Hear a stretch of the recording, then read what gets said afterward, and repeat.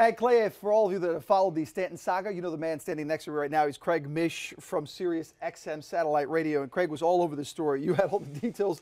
It seemed like you had better details than the Marlins and the teams themselves with the info coming in, but I'm curious. We're going to talk about a lot of the different things that happened, but let's start with, how did Giancarlo Stanton end up in a Yankees uniform? Yeah, it was crazy. I mean, this thing really took so many turns as everyone was following online and on social media, but I think the bottom line was, at some point, since he had the no-trade clause, he had determined, I think previously, even before he met with San Francisco and St. Louis, that there were a handful of teams, Will, that he was willing to go to.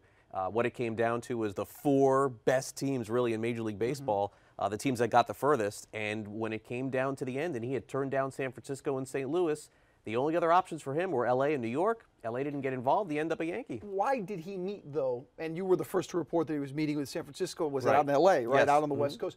Why did he meet with the Giants if he had this predetermined list in his mind that he would go to in the first place? Yeah, I think it was really to engage the other teams in the market a little bit more, and I think that he probably got advice from his agent. The Marlins were probably saying the same thing. Hey, look, if you want to go to L.A. or you want to go to New York, you got to get your price boosted a little bit here. And if you don't meet with them, these guys are just going to sit out there. The Marlins were desperate to trade him. They needed it to happen.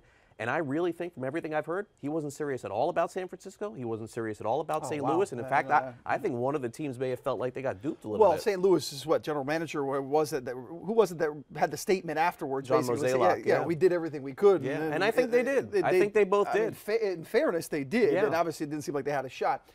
You said the Marlins were desperate. Look, you and I are on the same page, and I think a lot of people out there and anybody that follows us on social media knows that we're on the same page, that I think they needed a rebuild, and that included trading Stanton as much as it hurt. But why desperation? Why not wait till the winter meetings? Why not play this drama out a little longer to see if maybe you could hold out for a better deal? Right, it's a great question, and I think that we're going to see this play out over the next, let's say, week or two. Maybe Ozuna gets traded, maybe he doesn't, but Will, here's the deal. If you're going to trade Marcell Ozuna or Christian Yelich somewhere else, you have to tell teams before you trade Stanton, those guys are unavailable. They're going to wait. They're not going to be interested in Stanton. So basically what they did is teams call on Ozuna, they still have. Right before Stanton got traded, he is not available. If you want someone, you have to get Stanton. Now that Stanton's gone, obviously the chance exists that they can get Ozuna. Now, you say the chance. Look, the Marlins, we understand again what they're doing with the rebuild. There's the theory as you rebuild, but you have the payroll at a certain level to at least have a semi-competitive team. Or there's a theory you have a rebuild where you just bare bones team, you're going down to AAA level type team. Obviously, if they trade Ozuna and or Yelich, you've got that. The, I guess, desperation level on potentially trading one of those guys is what? I think it's pretty high, and it's not necessarily to trade one of them. It's a matter of attaching some of the bad contracts that they have to one of those players. Yeah, and it's going to be tough to deal to Zawa, by the way. But in terms of Prado, I think that he can do a lot for another team, both on the field and also in the clubhouse. And Ziegler in the second half of the season was very good. Yeah, he was much different. I think he would be a nice piece to go somewhere else. And we'll see what ends up happening. But this whole thing is very intriguing because I'm not even sure that the Marlins know right now the better player to trade. I thought that it was going to be Ozuna all along. I'm not so sure how Yelich is handling this whole thing. Ozuna wants to stay in Miami. He wants to be here. He would love to be here. Does Yelich, does that factor into what they may do? Yeah. I don't know. And again, Yelich is in the situation, unlike Ozuna, where he's got a contract that isn't going anywhere. I mean, as far as he's got a longer-term contract, Ozuna's going to be a free agent, after 2019. So there is a little more wiggle room for Yelich. He's got that deal. I'm not sure what else he could do. I'm curious, and this is more opinion, but since you've been dealing with all this and heard from GMs and from executives and from people about what's going on, are the Marlins taking the right approach in what they're doing? Is Jeter handling this well? The calls that are made, the way the deals are going down, all this stuff that you're talking about, they don't want to show this, show that.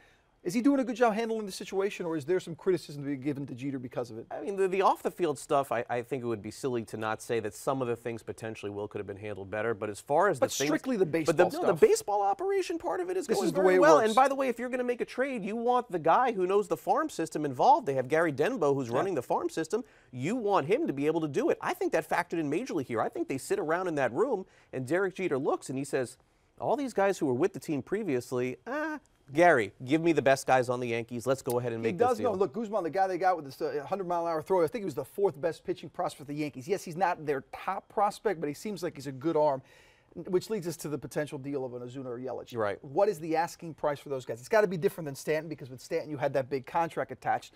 Are they looking at more prospects, grade A prospects, like a top prospect of an organization, and which teams may be interested in those guys?